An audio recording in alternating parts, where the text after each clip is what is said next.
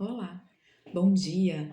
Vim aqui gravar um vídeo rapidinho para vocês, para a gente tirar uma dúvida e para a gente também fazer uma parte de conscientização. Eu vou trazer um caso e daí eu vou conversar um pouquinho sobre esse caso e o meu ponto de vista, tá?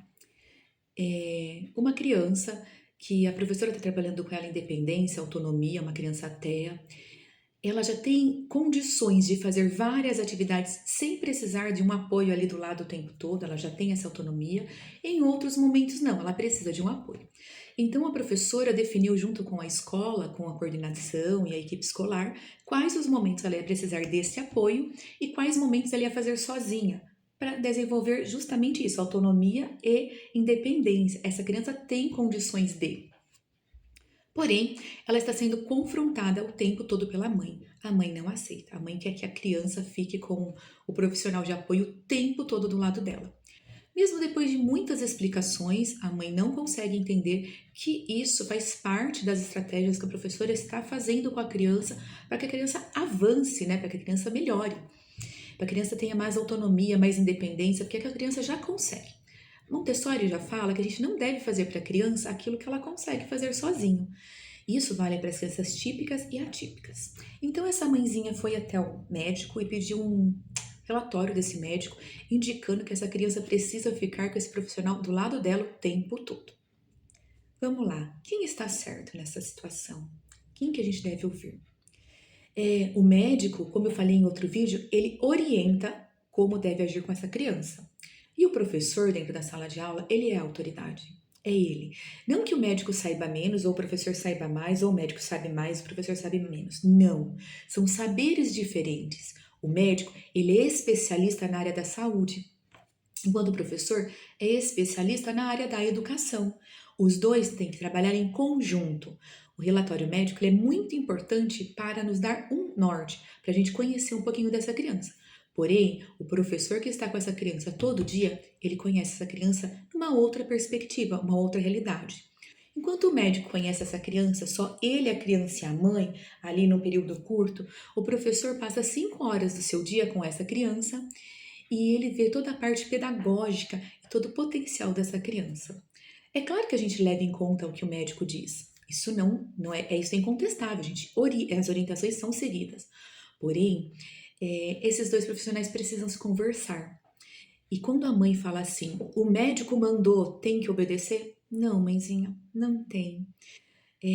A última lei que saiu aí sobre a política pública de inclusão, ela é bem clara, que quem determina o nível de apoio que essa criança precisa dentro da escola é a equipe escolar, tá? Então vamos aí pegar esse documento e ler mais devagarzinho, com mais entendimento. Mas uma coisa, sem leis, sem essa parte de burocrática, vamos acreditar no professor. Por que o professor agora tem tanto desmérito? Isso não está certo. O professor ele é especialista na sua área, ele estudou para.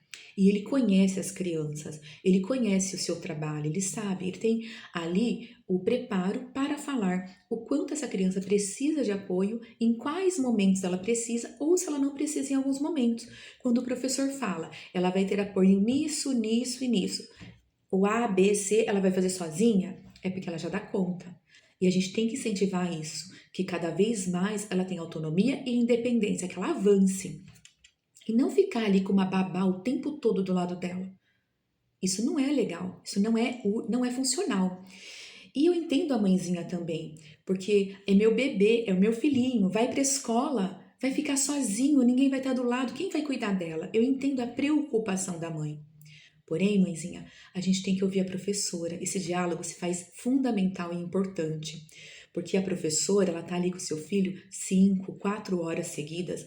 Ela está com uma sala de aula, além do seu filho, mais 20, 25 crianças.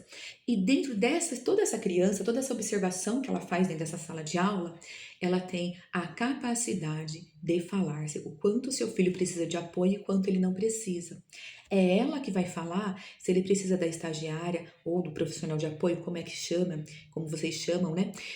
Do lado dele o tempo todo ou somente em alguns minutos. Vamos lembrar também que o principal para essas crianças é que elas consigam desenvolver todas as habilidades, toda a sua potencialidade. Então, se ela está conseguindo dar conta sozinha, parabéns, que continue, que ela consiga progredir, avançar, ter mais autonomia e independência. Nós temos que pensar que o professor está ali dentro da sala de aula para ajudar. Não estou desmerecendo o conhecimento do médico, não estou. Só estou falando que todas as orientações que o médico envia para a escola, a gente segue. Porém, o professor, como está ali o tempo todo com a criança, ele consegue observar os avanços com mais clareza e ele consegue fazer os apontamentos também, o que precisa e o que não precisa. Vamos parar de colocar a culpa e sobrecarregar os professores com tantas coisas. O professor está perdendo aí o seu papel de protagonista dentro da escola. Todo mundo manda dentro da escola, todo mundo fala dentro da escola. E quando chega numa situação dessa, a mãe tá brava, tá brigando, tá sendo mal educada mesmo com com a professora por conta de uma realidade que ela não quer ouvir. Outro detalhe muito importante: quem é o responsável pela sala de aula é o professor. O auxiliar de classe, ou profissional de apoio, ou estagiário, qualquer que seja a nomeação, ele está ali para auxiliar o professor a desenvolver as atividades dentro da sala e também quem fala para ele como ele vai fazer, como ele deve proceder é o professor. É o professor que tem a experiência pedagógica e o conhecimento pedagógico para. Então, é muito importante quando o médico solicita um relatório para o professor, que o professor coloque tudo que a criança já faz sozinha, que ela descreva quais os comportamentos e o que ela precisa de apoio ainda, para que profissionais de saúde e de educação conversem, assim como a equipe multidisciplinar. A inclusão, na realidade, ela é muito difícil. Não só porque os professores estão sofrendo, gente, de verdade, mas não só porque os professores estão sofrendo, porque as crianças também estão sofrendo e as famílias também. Infelizmente, as leis que balizam a inclusão, elas estão mal estruturadas, eu acho que essa é a palavra.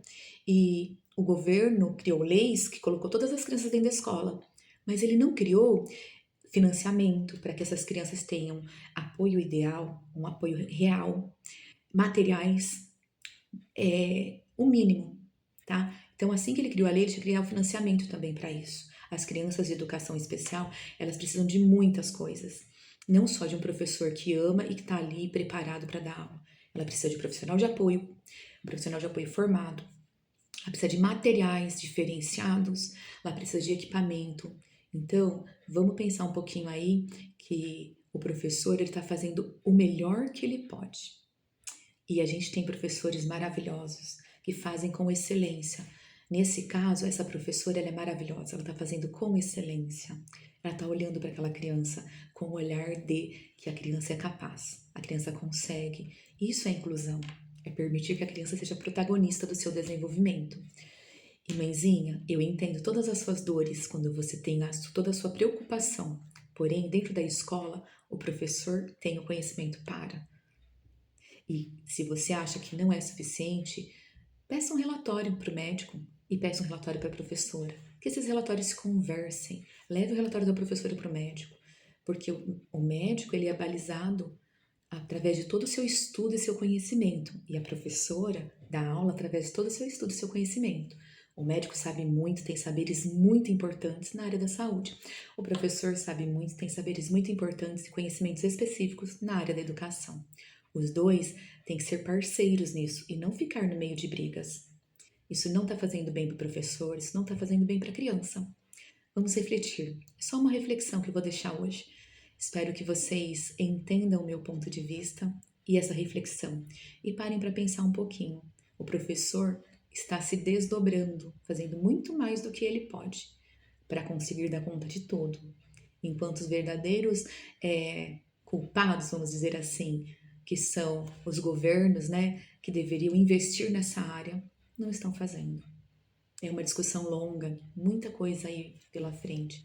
Mas vamos começar a trabalhar em consonância, em conjunto, escola e família. Quando vocês são parceiros, a criança ganha. Tchau!